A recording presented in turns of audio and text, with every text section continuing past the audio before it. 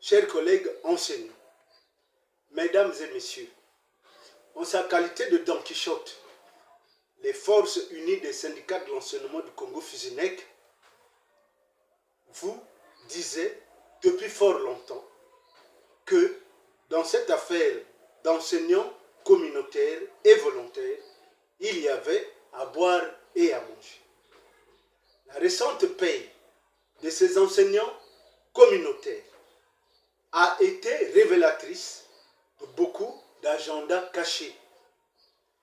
En effet, depuis que le ministère de l'Intérieur, de la décentralisation et du développement local a voulu tirer cette situation au clair, nous vous assurons que beaucoup sont mal à l'aise au MEFSA. Ils n'ont pas pu, lors de la récente paye d'enseignants communautaires, gérer les fictifs qu'ils payaient indûment. En conséquence, ils ont forcé le MEFSA à lancer le recensement d'enseignants communautaires à travers sa coalition substituée en administration scolaire pour insérer ces fictifs et installer un chaos afin de mettre le gouvernement de la République devant un fait accompli, c'est-à-dire celui de présenter les listes bourrées d'enseignants communautaires fictifs qui n'ont pas pu gérer lors de la récente paye et qu'ils vont prioriser lors des campagnes de recrutement à la fonction publique en disant que ce travail est juste puisqu'il a été fait par les intéressés eux-mêmes.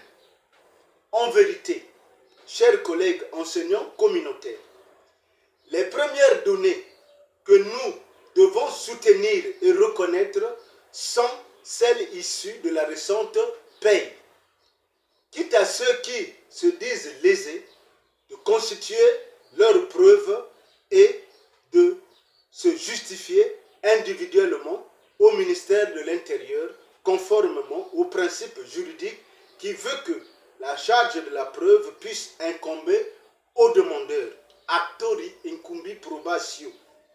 Aussi, les forces unies des syndicats de l'enseignement du Congo supposent que les listes d'enseignants communautaires sont et avant tout celles de la récente paye.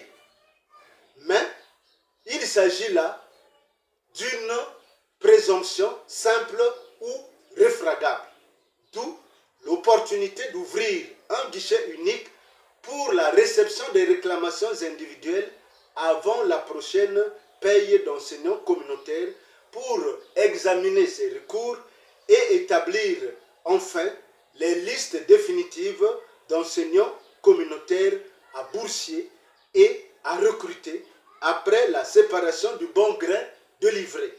Vive les enseignants, vive les Fusinec, je vous remercie.